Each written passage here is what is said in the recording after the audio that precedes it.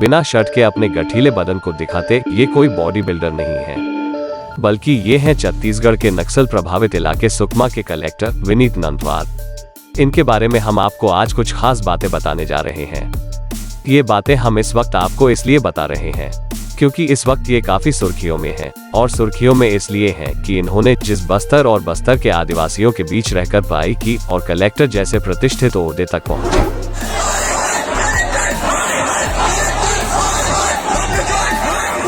आज वही आदिवासी इनसे बेहद नाराज हैं। नाराजगी भी इतनी हो गई है कि इन आदिवासियों ने कलेक्टर साहब को उनके ऑफिस से ही खदेड़ दिया।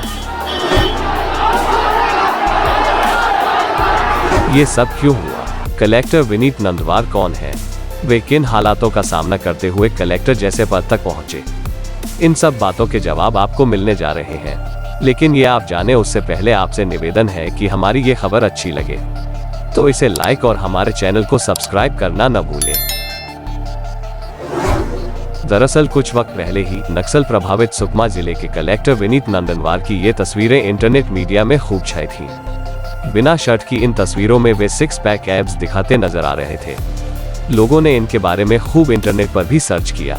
वैसे आपको बता दें कि कलेक्टर विनीत नंदवार की कहानी भी कम संघर्ष से भरी नहीं रही है। वे सरकारी स्कूल में पढ़े हैं। बताया जाता है कि उनके चाचा ओम प्रकाश नंदवार बचपन से कहा करते थे कि तुम्हें कलेक्टर ही बनना है। यहीं से उन्हें प्रेरणा मिली, लेकिन उनका सफर इतना आसान भी नहीं रहा। 2004 में उन्होंने शिक्षाकर्मी का इंटरव्यू भी दिया, पर वे सफल नहीं हो पाए। इतना ही नहीं, IAS की परीक्षा पास करने से पहले उन्होंने बालकों में काम किया। फिर उन्होंने दिल्ली जाकर सिविल सेवा की तैयारी की। उन्होंने हिंदी माध्यम से ही पूरी परीक्षा और इंटरव्यू भी दिया था। लगातार कई साल वे मेहनत करते रहे। 3 बार असफल रहे, लेकिन उन्होंने हिम्मत नहीं हारी। फिर उनकी मेहनत आखिरकार रंग लाई। चौथे प्रयास में विनीत 227वीं रैंक लाने में सफल रहे। मूल रूप से जगदलपुर के रहने वाले विनीत सुकमा में कलेक्टर का पद संभालने से पहले छत्तीसगढ़ की राजधानी रायपुर में एडिशनल कलेक्टर थे। इसके बाद उन्हें नक्सल प्रभावित सुकमा में कलेक्टर की जिम्मेदारी इन्हें मिली, जिसे वे बखूबी निभा रहे थे। इलाके के लिए उनके कामों को भी सराहा जा रहा था, लेकिन एक दिन अचानक जब चिंगारी ने आग का रूप लिया तो सब सामने आ गया।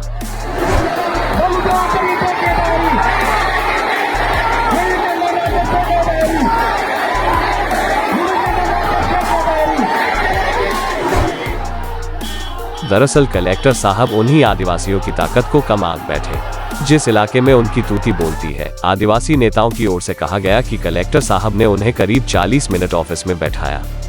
इसके बाद उनसे मिलने से ही मना कर दिया। बस यही बात आदिवासियों के लिए नाराजगी की वजह बन गई। अब सुकमा के कई आदिवासी एकजुट होकर कलेक्टर को हटाने की मांग कर रहे हैं। यही नहीं, इस मांग को लेकर उन्होंने कलेक्टर ऑफिस तक को कब्जे में ले लिया था। इस दौरान गुस्साई भीड़ के बीच कलेक्टर की गाड़ी भी वहां से गुजरती हुई दिखी। आपको बता दें कि ये वही सुकमा जिला है जहां नक्सलियों ने साल 2012 में कलेक्टर एलेक्स पॉल मेनन को अगवा कर लिया था, जिन्हें करीब 12 दिनों तक बंधक बनाए रखा। लिहाजा ये जरूर कहा जा सकता है कि ऐसे संवेदनशील इलाके में अधिकारी कर्मचारियों को और अधिक संवेदनशील होने की जरूरत है, ताकि पिछड़े और आदिवासी इलाके के लोग खुद को अपमानित महसूस न करें।